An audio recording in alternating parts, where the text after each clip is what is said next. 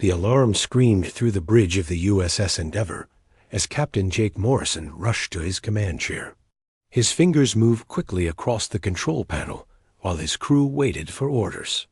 The distress signal was weak but clear, coming from the surface of Kepler 442b, a planet they had been mapping for the past 3 days.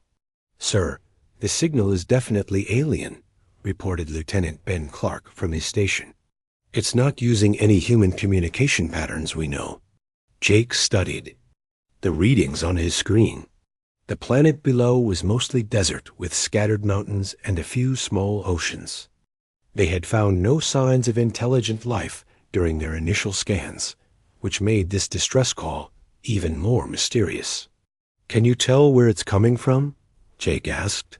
"About 60 kilometers from our current position, near the northern mountain range," Ben replied. "The signal is getting weaker, sir. Whatever is down there might not last much longer." Jake made his decision quickly. As captain of an exploration vessel, his duty was to help anyone in distress, human or not, prepare the shuttle. "I'm going down to investigate." "Sir, shouldn't we report this to command first?" asked Lieutenant Maria Santos, his second in command. "First contact protocols require." "There might not be time for protocols," Jake cut her off gently. "If someone is dying down there, they need help now. I'll take full responsibility." 20 minutes later, Jake was flying the small shuttle through the planet's thin atmosphere.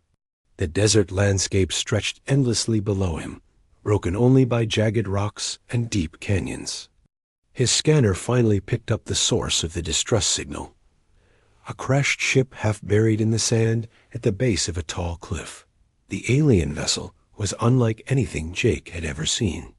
Its surface was smooth and seemed to change color in the sunlight, shifting from silver to deep blue and back again. Part of it was badly damaged, with twisted metal and what looked like crystalline components scattered around the crash site. Jake landed his shuttle nearby and put on his environmental suit. The air outside was breathable according to his readings, but he took no chances. As he approached the wreckage, he could hear a faint sound coming from inside, something that might have been crying. The ship's hull had cracked open on one side, creating an opening just big enough for Jake to squeeze through. Inside, emergency. Lights flickered weakly, casting strange shadows on the walls. The interior was beautiful despite the damage, with surfaces that seemed to be made of living crystal that pulsed with soft light. Jake followed the crying sound deeper into the ship. In what appeared to be the living quarters, he found her. The alien woman was lying on the floor, her body broken and bleeding a liquid that sparkled like liquid starlight. Her skin was pale blue and seemed to contain tiny points of light that flickered like stars. Her features were humanoid but refined, with large eyes that held intelligence and desperate hope. In her arms, she clutched a small bundle, a baby that was crying softly. When the woman saw Jake, her eyes widened. She tried to speak, but no sound came from her lips. Instead, something incredible happened.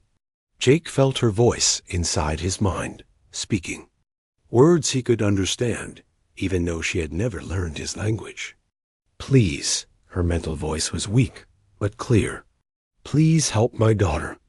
Jake knelt beside her, his hands shaking. He had heard stories of telepathic aliens, but he had never experienced it himself. The woman's thoughts flowed into his mind, showing him images and emotions that told her story without words. Her name was Lyra, and she was one of the last of her people, the Zephyrians. Their homeworld had been destroyed by a race called the Varkuth, who hunted Zephyrians for their telepathic abilities. Lyra had been running for months, trying to find a safe place to raise her daughter. "The Varkuth found us," she whispered in his mind. "They damaged my ship. I managed to escape, but ... Her mental voice grew weaker. "I am dying." Jake looked at the baby in her arms. The child was tiny, with the same pale blue skin as her mother, but her features were softer, more delicate. Her eyes were large and dark, filled with an intelligence that seemed far too old for someone so young. "What do you want me to do?" Jake asked aloud, though he somehow knew she could hear his thoughts too. Lyra's grip on her daughter tightened. Through their mental connection, she showed Jake more images. Varkoth ships hunting through space, other Zephyrian children being taken away, the fear and pain of her dying people. "Take my child and run," she pleaded. "Raise her as your own. Let her live free among the stars. Don't let the Varkoth find her." Jake felt the weight of what she was asking. Taking an alien child would violate dozens of regulations. He could lose his career, face court-martial, spend years in prison. But as he looked at the dying mother and her helpless baby, none of that seemed to matter. "I don't know how to care. For her," he said, "I don't know what her people need." Lyra's hand reached out and touched his face. Suddenly, his mind was filled with information. How to feed the child, how to care for her, how to help her control the telepathic abilities she would develop as she grew. It was like downloading years of parenting knowledge in seconds. "She will adapt," Lyra whispered. "Zephyrian children are strong. They learn quickly. Just love her. That is all any child truly needs." The baby had stopped crying and was looking up at Jake with those large, dark eyes. When their gazes met, he felt something he hadn't experienced in years, the fierce protective instinct of a parent. This child needed him, and he would not let her down. "What is her name?" he asked. "Zara," Lyra replied. "It means bright star in our language. She will shine brightly if given the chance." Lyra's breathing was becoming more labored. Jake could feel her life force fading through their mental connection. She pressed the baby into his arms, and little Zara looked up at him with trust and curiosity. "Promise me," Lyra whispered, her mental voice barely audible now. "Promise you will keep her safe." "I promise," Jake said firmly. "I will protect her with my life." A peaceful smile crossed Lyra's face. She touched her daughter's cheek one last time, and Jake felt a final burst of love and gratitude flow through their connection. Then the light in her eyes faded, and she was gone. Jake sat in the wreckage holding baby Zara, feeling the enormous responsibility that had just been placed on his shoulders. The child looked up at him and made a soft cooing sound, her tiny hand reaching up to touch his face. "It's okay, little one," he whispered. "I've got you now. I'll take care of you." He looked around the alien ship, knowing he needed to move quickly. If the Varkoth were really hunting Zephyrians, they might return to check the crash site. He gathered a few items that might be important to Zara when she was older, some crystalline objects that seemed to hold significance, and a small pendant that had been around Lyra's neck. As he carried Zara back to his shuttle, Jake's mind was already working on the story he would tell. A human colony ship attacked by pirates, a sole survivor found in the wreckage. It would work if he was careful. Zara looked human enough that most people wouldn't question it. Back on the Endeavor, Jake filed his report about finding a deserted crash site with no survivors. He told his crew he had rescued an orphaned human child from another wreck he had discovered nearby. Nobody questioned the story. Jake Morrison was known as an honest man, and baby Zara looked fragile enough that everyone was focused on helping care for her, rather than asking difficult questions. As Jake held Zara in his quarters that night, watching her sleep peacefully in his arms, he knew his life had changed forever. He had lost his own family years ago in a transport accident, and the pain had never fully healed. But now he had a new purpose, a new reason to hope. "I'll give you the best life I can, Zara," he whispered to the sleeping child. "You'll grow up free and happy, just like your mother wanted." Little Zara stirred in her sleep, and for just a moment her skin glowed with a soft, star-like light before fading back to normal. Jake smiled and held her closer, ready to begin their new life. Together among the stars. 5 years had passed since Jake Morrison first held baby Zara in his arms on that alien ship. Now she was running through the dusty streets of New Haven Colony, her laughter echoing off the simple buildings as she chased after a small mechanical toy that had gotten away from her. "Zara, be careful," Jake called from the doorway of his repair shop. He watched his daughter with a mixture of pride and worry that had become constant companions over the years. At 5 years old, she was bright, curious, and full of energy. She was also becoming harder to explain. "Dad, look what I can do," Zara said, running back to him with the toy in her hands. She concentrated hard, her face scrunching up with effort, and the toy began to float a few inches above her palms. Jake quickly looked around to make sure no one was watching, then gently pushed her hands down. The toy dropped back into her grip. "Remember what we talked about, sweetheart? That's our special secret." Zara's face fell. "But why can't I show Danny?" "He's my best friend." "I know, but some people might not understand. They might be scared or confused." Jake knelt down to her level. "When you're older, we'll figure out when it's safe to share your gifts with others." This was the conversation Jake dreaded most. How do you explain to a 5-year-old that she had to hide who she really was? How do you tell a child that the abilities that made her special were also the things that could put her in danger? New Haven was a small frontier colony with about 300 people. Most of them were farmers, miners, or craftspeople who had come here looking for a simple life away from the crowded inner worlds. Jake had chosen this place carefully. It was remote enough that few officials ever visited, and the people here minded their own business. Jake had retired from space service shortly after rescuing Zara, using his savings to buy a small repair shop in the colony. He fixed everything from farming equipment to communication devices, and his honest work had earned him respect among the colonists. When people asked about Zara's mother, he simply said she had died when Zara was a baby, and no one pressed for details. "Jake, is Zara ready for school today?" Called Helen Carter from across the street.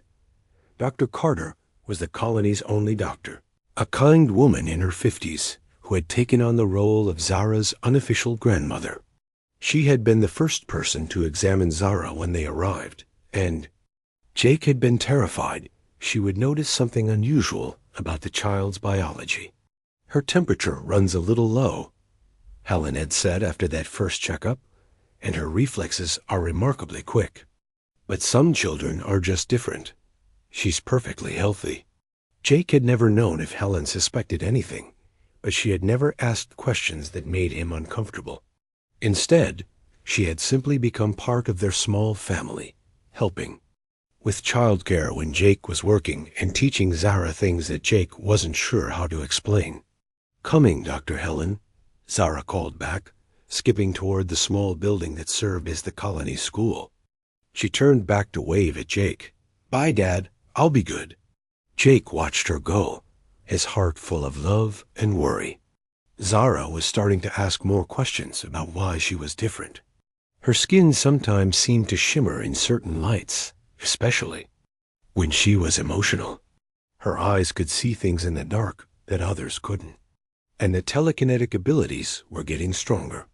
Last week, she had accidentally moved every book in the schoolroom when she got frustrated with a difficult lesson. Jake had convinced the teacher, Mrs. Patterson, that it must have been a small earthquake. But these incidents were becoming harder to explain away. "She's growing up so fast," said a voice behind him. Jake turned to see Bill Harper, who ran the colony's general store with his wife Nancy. Their son Danny was Zara's closest friend and constant companion. "Sometimes too fast," Jake replied with a smile. "How's Danny doing in school?" "Better now that Zara's there to help him with his reading." Bill laughed. Those two are thick as thieves. Danny says Zara always knows the right answers, even before the teacher asks the questions. Jake's stomach tightened. That was another problem. Zara's telepathic abilities meant she could sometimes pick up thoughts from others, including answers to test questions. He had been trying to teach her that this wasn't fair, but it was hard for a 5-year-old to understand the difference between using her natural abilities and cheating. Kids that age learn from each other, Jake said carefully. Zara enjoys helping her friends. After Bill left, Jake went back into his shop and tried to focus on repairing a broken irrigation system. But his mind kept wandering to the challenges ahead. Zara was getting older, and her abilities were getting stronger. How long before someone noticed something that couldn't be explained away? That evening, Jake was making dinner when Zara came. Home from school looking upset. She sat at their small kitchen table and rested her chin in her hands. "What's wrong, sweetheart?" Jake asked, setting down his cooking spoon. "Danny asked me about my mom today," Zara said quietly. "He wanted to know what she looked like and why I don't have any pictures of her." Jake felt his heart skip. This was the conversation he had been preparing for, but he still didn't feel ready. He sat down across from Zara and chose his words. Carefully. "What did you tell him?" "I said she died when I was a baby, like you always say." But Danny said his mom has pictures of his grandparents who died before he was born. He asked why we don't have any pictures of my mom. Jake reached across the table and took Zara's small hand in his. "The truth is, we lost everything when your mother died. There was an accident, and all the pictures and belongings were destroyed. I'm sorry we don't have those memories to share." It wasn't entirely a lie. Lyra's ship had been destroyed, and there had been no pictures or personal belongings that Jake could have safely brought with them. But he hated giving Zara partial truths about her own history. "Was she pretty?" Zara asked, looking up at him with those large, dark eyes that reminded him so much of her mother. "She was beautiful," Jake said honestly. "She had eyes like yours, and she loved you very much. She wanted you to be happy and safe more than anything else in the world." Zara seemed satisfied with this answer, but Jake could see the questions weren't going away. She was getting older, and children naturally wanted to know about their families and where they came from. Later that night, after Zara had gone to bed, Jake sat on his small porch looking up at the stars. New Haven's sky was clear and dark, perfect for seeing the galaxies spread out above them. Somewhere out there were the Varkuth, still hunting for the last Zephyrians. Somewhere were Jake's old friends and colleagues, probably wondering what had happened to their former captain. "Dad?" Zara's voice came from behind him. She was standing in the doorway in her pajamas, holding the small stuffed animal that Helen had given her for her 4th birthday. "Can't sleep?" Jake asked, patting the chair beside him. Zara climbed up and snuggled against his side. "I had a dream about the lady with the sparkly skin again." Jake's blood ran cold. Zara had been having these dreams for the past year, describing a woman who matched Lyra's appearance perfectly. Jake had hoped they were just normal childhood dreams, but he was beginning to suspect they might be memories. "Tell me about the dream," he said gently. "She was sad, but she loved me very much. She sang to me in a language I don't know, but somehow I understood it. She said she had to go away, but that someone would take care of me." Zara looked up at Jake. "It was you, wasn't it? You were the one she was talking about." Jake held her closer, feeling tears prick at his eyes. "Yes, sweetheart. I promised her I would always take care of you, and I always will. I miss her, even though I don't really remember her," Zara whispered. "That's okay," Jake said softly. "It's natural to miss people we love, even if we only knew them for a little while. But remember, she's always with you in your heart." They sat together in comfortable silence, looking up at the stars. Jake knew that these peaceful moments couldn't last forever. Zara was growing up, and with that growth came questions that would become harder to answer. Her abilities were becoming stronger and more difficult to hide. Tomorrow, he would have to help her practice controlling her telekinesis. He would have to remind her again not to let anyone see her unusual abilities. He would have to continue the careful balancing act of keeping her safe while helping her grow into the remarkable person she was meant to be. But tonight, she was just his little girl, safe in his arms under the vast, star-filled sky. And for now, that was enough. "I love you, Dad," Zara murmured, already half asleep. "I love you too, sweetheart," Jake whispered back, "more than all the stars in the sky." As he carried her back to bed, Jake made a silent promise to both Zara and her mother's memory. No matter what challenges lay ahead, he would find a way to give this special child the life she deserved, one filled with love, freedom, and the chance to shine as brightly as the star she was named for. The transport ship landed at New Haven with a loud roar that brought everyone in the colony running to see what was happening. Jake Morrison felt his stomach drop as he watched the sleek Federation vessel settle onto the landing pad they rarely used. Official visits were something he had feared for 10 years. "Dad, what's that big ship?" asked Zara, now 10 years old and tall for her age.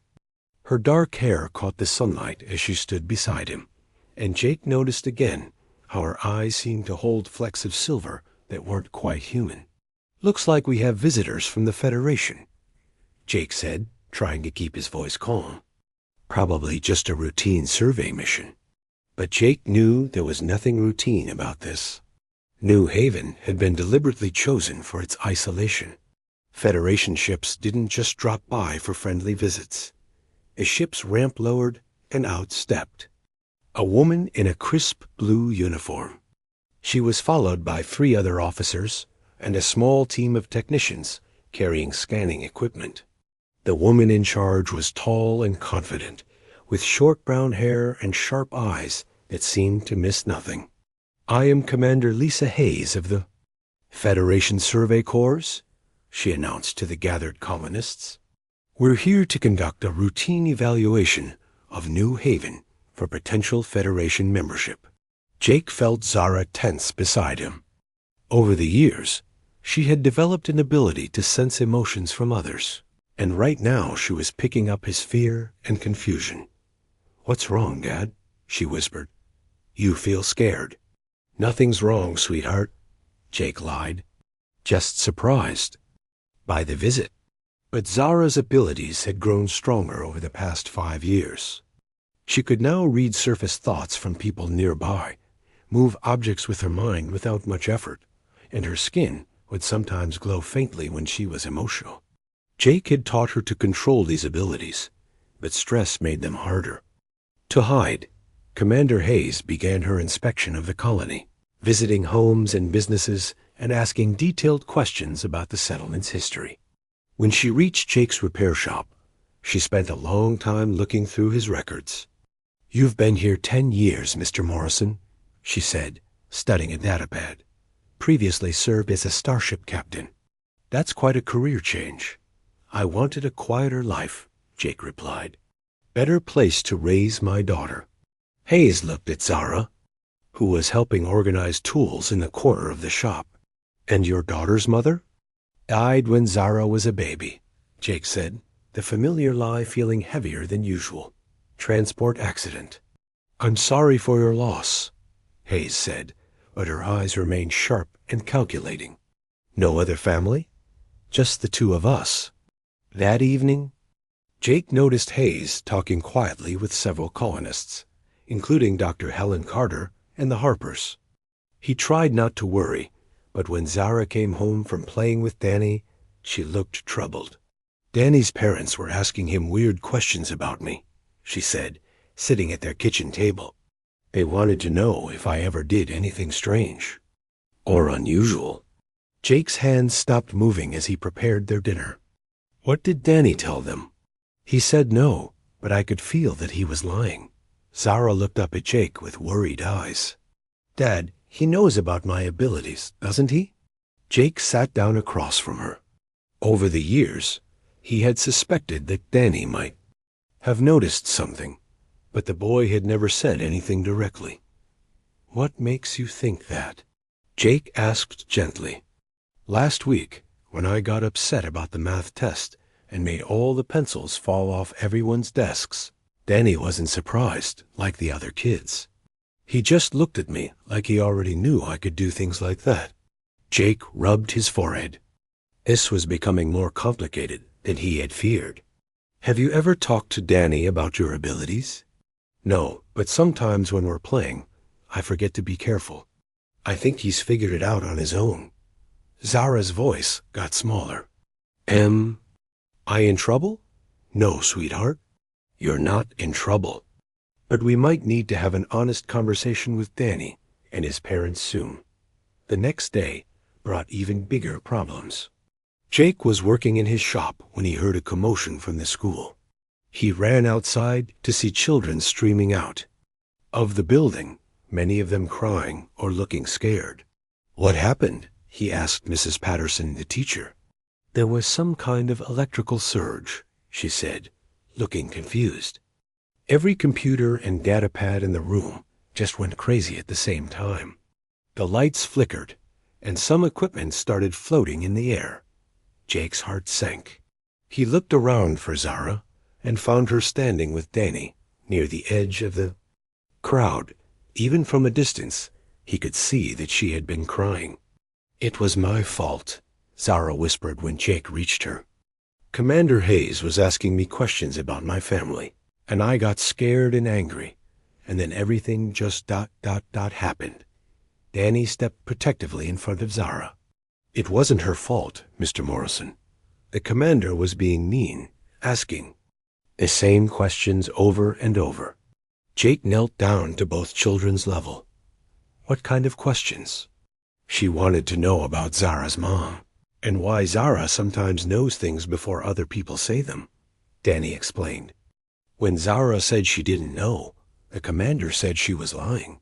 That's when Zara got upset. Jake looked at his daughter, seeing the fear and confusion in her eyes. The secret they had kept for 10 years was falling apart, and he wasn't sure how to protect her anymore. Danny, Jake said carefully, how long have you known that Zara was different? The boy looked between Zara and Jake, then made a decision. Since we were 7, I saw her make a flower grow faster when she was sad about stepping on it. But I never told anyone because she's my best friend, and I didn't want her to get in trouble. Before Jake could respond, Commander Hayes appeared with 2 of her officers. Her expression was serious and determined. Double quotes, Mr. Morrison. I need to speak with you privately, she said. About your daughter. Whatever you have to say, you can say in front of Zara, Jake replied. Moving to stand between the commander and his daughter. Hayes studied Zara for a long moment. Your daughter is not human, is she? The words hung in the air like a challenge. Jake felt Zara grab his hand, her small fingers trembling. Around them, other colonists had begun to gather, drawn by the tension in the voices. I don't know what you're talking about, Jake said. The energy readings from the school incident matched no known human psychic abilities, Hayes continued. Her medical records show several anomalies that Dr. Carter noted, but didn't report to Federation authorities. And there are no records of her birth or her mother's death in any Federation database. Dr. Helen Carter stepped forward from the crowd. Commander, this child has lived here peacefully for 10 years. Whatever questions you have about her background, she's part of this community now. The law is clear, Hayes replied. Unauthorized contact with non-human species is a serious violation. If this child is an alien, then her guardian has broken several Federation regulations. She's my daughter, Jake said firmly. Biology doesn't change that. Dad, Zara whispered, tugging on his sleeve. Someone's coming. Everyone looked up at The sky. A ship was approaching, but it wasn't like any Federation vessel they had seen. This ship seemed to change color as it moved, shifting from silver to blue to purple. It was beautiful and strange, and it made no sound as it landed near the Federation transport. The ship's door opened, and a figure stepped out. He was tall and elegant, with pale blue skin that seemed to contain tiny stars. His features were similar to Zara's, but more angular, more alien. When he walked, his movements had a grace that seemed almost otherworldly. Zara gasped and stepped backward. "I know him," she whispered, "from my dreams." The alien man looked across the crowd until his eyes found Zara. When their gazes met, his face filled with joy and relief. "Zara," he said, and his voice carried clearly across the distance. "My sister's daughter. I have been searching for you for so long." Commander Hayes pulled out her communicator. "This is Hayes to base. We have a first contact situation, requesting immediate backup." But the alien man ignored her completely. He walked straight toward Zara, his eyes never leaving her face. "My name is Kale," he said gently. "I am your uncle, your mother's brother. Lyra told me about the human who saved you." Jake felt the world shifting around him. The secret was out now, completely and irreversibly. There would be no more hiding, no. More simple life in their peaceful colony. "You're Zephyrian," Commander Hayes said, recognizing the species from Federation databases. "Your people are supposed to be extinct." "Not extinct," Kale replied sadly, "but very few of us remain.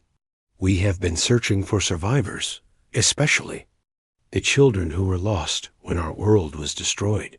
He knelt down in front of Zara, who was staring at him with wide eyes. "You have your mother's face," he said softly, "and I can feel her strength in you."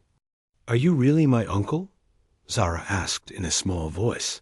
"I am, and I have come to take you home to your people." Jake felt his world collapsing. He had always known this day might come, but he wasn't prepared for how much it would hurt. Zara was his daughter in every way that mattered, but she also had a heritage and a family he couldn't give her.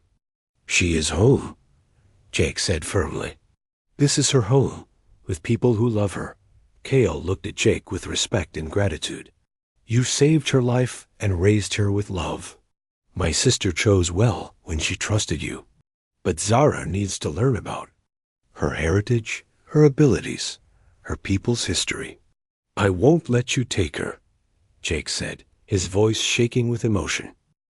The meeting room in New Haven's community center had never felt so crowded. Commander Hayes sat at one end of the table with her officers, while Jake and Zara sat at the other. Kale stood near the window, his tall frame outlined against the afternoon light. The other colonists waited outside, but everyone could feel the tension through the walls. "The legal situation is complex," Commander Hayes was saying, reading from her datapad. "Mr. Morrison has violated first contact protocols, failed to report the discovery of an alien child, and falsified official records.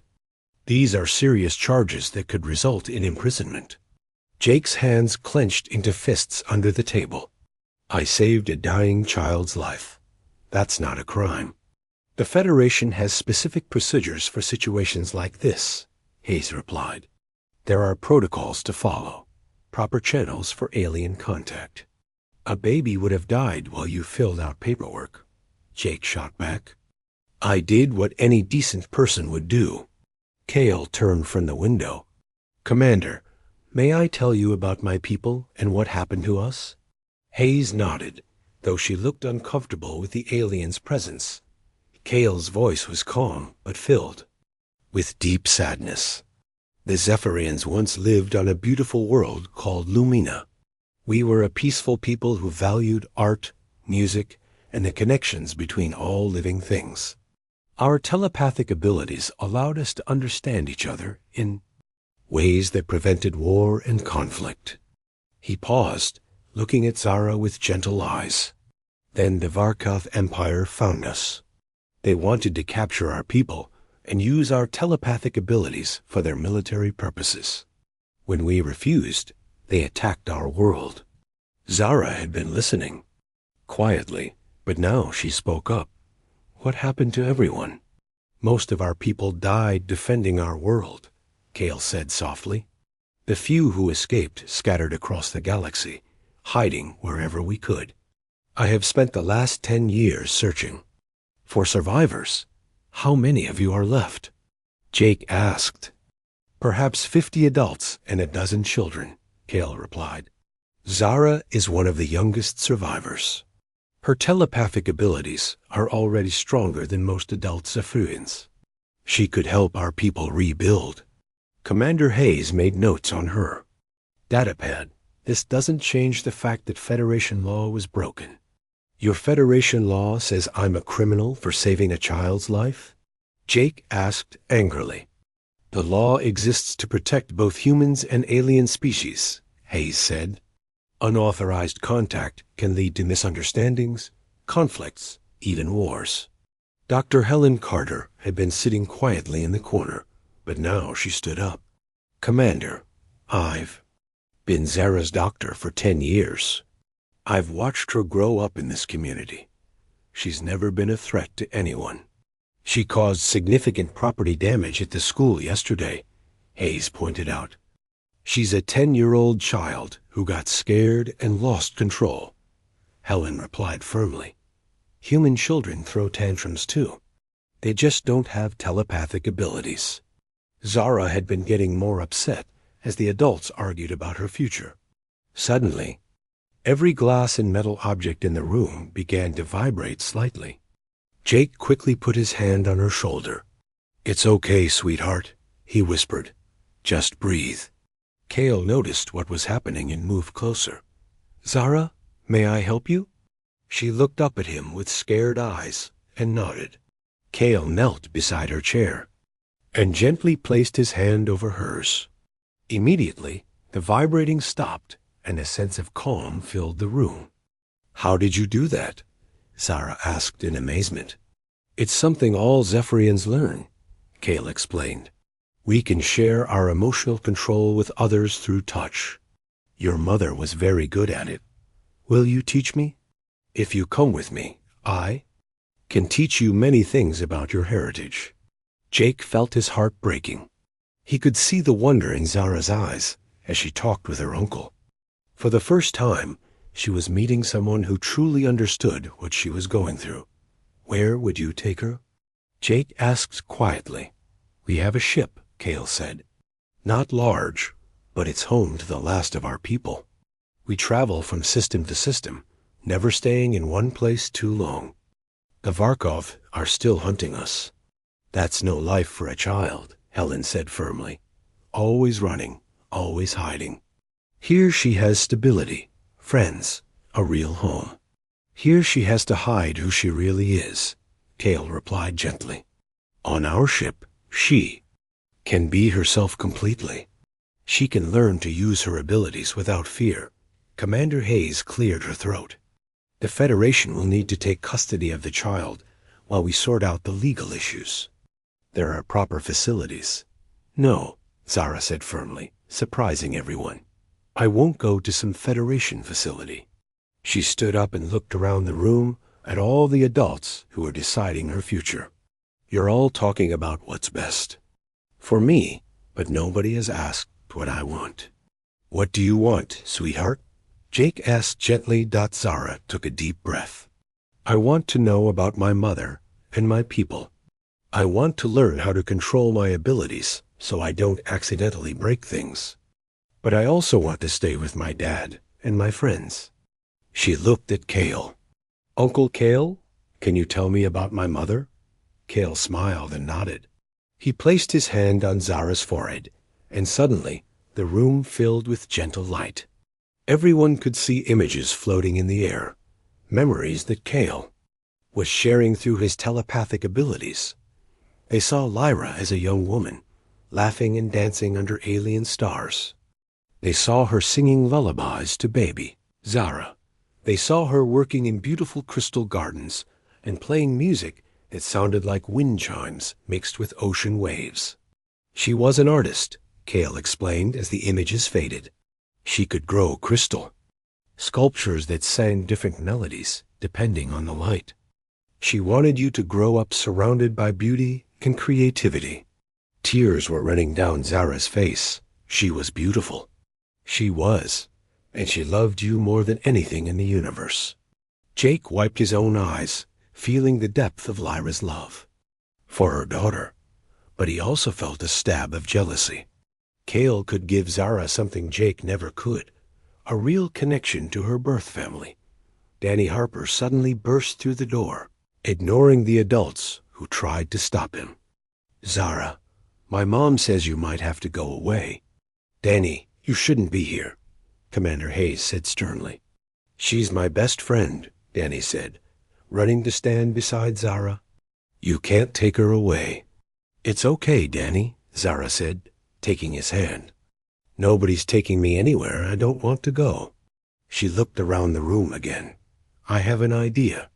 What if I didn't have to choose? What do you mean? Jake asked.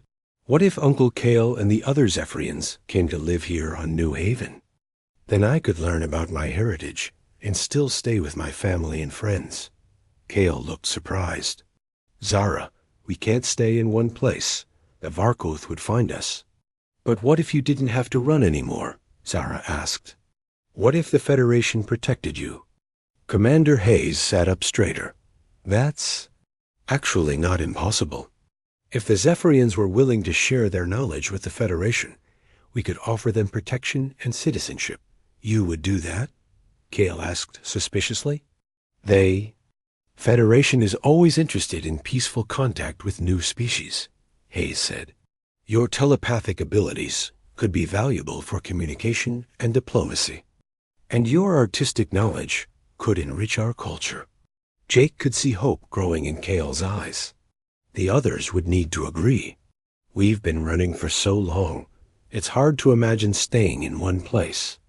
New Haven is a good place, Dr. Helen said.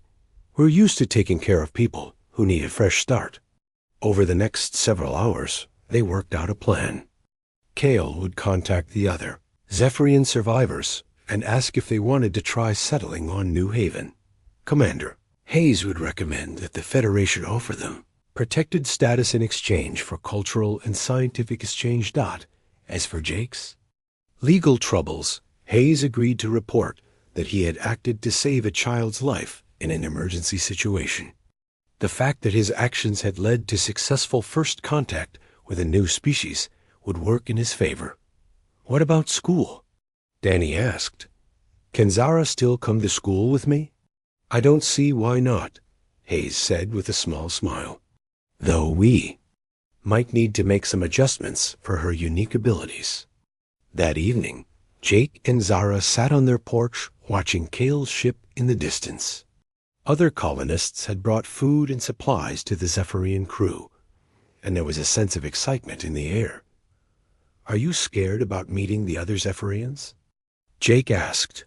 A little, Zara admitted, but also excited. For the first time, I'll be around people who understand what it's like to be different. You know I'll always be your dad, right? Jake said quietly. No matter what happens, that will never change. Zara snuggled against his side. I know. And Uncle Cale knows too. He told me that family isn't just about blood. It's about the people who choose to love you and take care of you. Jake felt a weight lift from his shoulders. After 10 years of worry and fear, maybe they had finally found a solution that would let Zara be herself completely while still keeping their family together. Dad, Zara said sleepily, do you think my mom would be happy about what's happening? Jake thought about Lyra's dying wish for her daughter to live free among the stars. I think she would be very proud of you, he said. You found a way to honor both sides of your heritage. As the stars came out overhead, Jake knew their lives were about to change dramatically. But for the first time in years, he wasn't afraid of what the future might bring. 6 months later, New Haven looked very different from the small frontier colony it had been before. Beautiful crystal structures grew alongside the simple human buildings, creating gardens of light that sang soft melodies in the wind. Children's laughter echoed through the streets, but now some of those children had pale blue skin and eyes that sparkled like stars. Zara Morrison walked through the settlement with her best friend Danny, both of them carrying school books and talking excitedly about their latest project. At 15, Zara had grown tall and graceful, her mixed heritage showing in features that were both human and Zephyrian. Her abilities were now fully under control, and she used them naturally without fear or shame. "Are you nervous about the presentation tomorrow?" Danny asked as they passed the new community center that the Zephyrians and humans had built together. "A little," Zara admitted, "but Uncle Kale says I'm ready to demonstrate advanced telepathic communication. It's time to show the Federation representatives what our two peoples can accomplish together." Danny grinned. "I still can't believe you can talk to people on other planets just by thinking at them." "It's not that simple," Zara laughed. "But with the crystal amplifiers the Zephyrians taught us to build, we can send messages across star systems almost instantly. The Federation is very interested in that technology." They stopped at Jake's expanded repair shop, which now served as both a mechanical workshop and a center for human Zephyrian technological collaboration. Jake was working with Kale and 2 other Zephyrians to modify a Federation communication array using crystal technology. "How's the project going, Dad?" Zara asked, giving Jake a hug. "Better than we hoped," Jake replied, wiping grease from his hands. "The crystal matrix is amplifying the signal strength by over 300%. Commander Hayes says this could revolutionize long-distance communication across the Federation." Commander Hayes had returned to New Haven several times over the past months, overseeing the integration of the Zephyrian refugees into Federation society. What had started as a legal investigation had become a diplomatic success story. The Federation Council has officially approved New Haven as the first human Zephyrian cooperative colony, Hayes announced as she entered the shop. "You'll be receiving full funding for expansion and development." Kale looked up from the crystal array he was working on. "And the protection agreement?" "Signed and sealed," Hayes confirmed. "The Federation will protect all Zephyrian citizens from Markoth aggression. In exchange, your people will continue to share knowledge about telepathic communication, crystal technology, and artistic techniques." Zara felt a wave of relief and joy from the Zephyrians in the room. After so many years of running and hiding, her people finally had a safe home. "There's something else," Hayes continued, looking at Zara. "The Federation Academy of Sciences has offered you a full scholarship to study xenobiology and telepathic communication. You could start when you turn 18? Zara's eyes widened. The Federation Academy was the most prestigious scientific institution in known space. Really? Your unique perspective as someone who grew up with both human and Zephyrian influences makes you incredibly valuable," Hayes explained. "You could help develop new techniques for interspecies communication."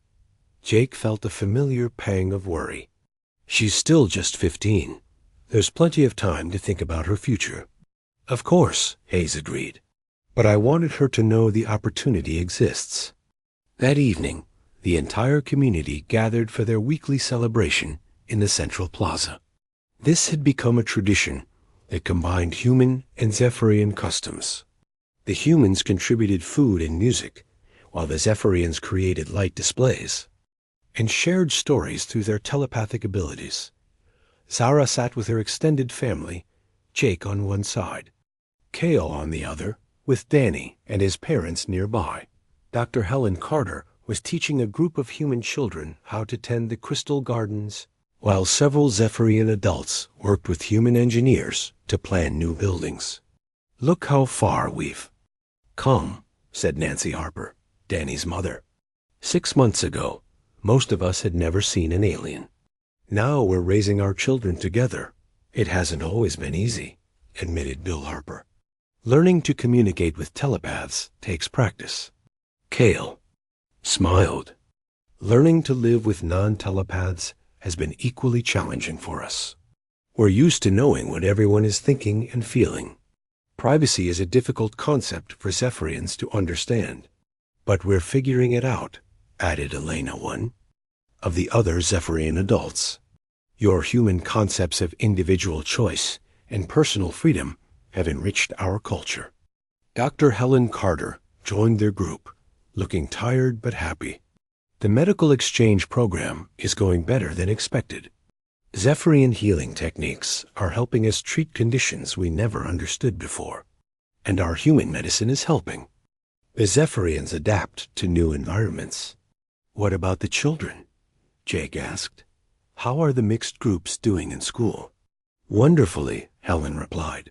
The human children are learning basic telepathic etiquette, and the Zephyrian children are learning verbal and written communication. They're teaching each other.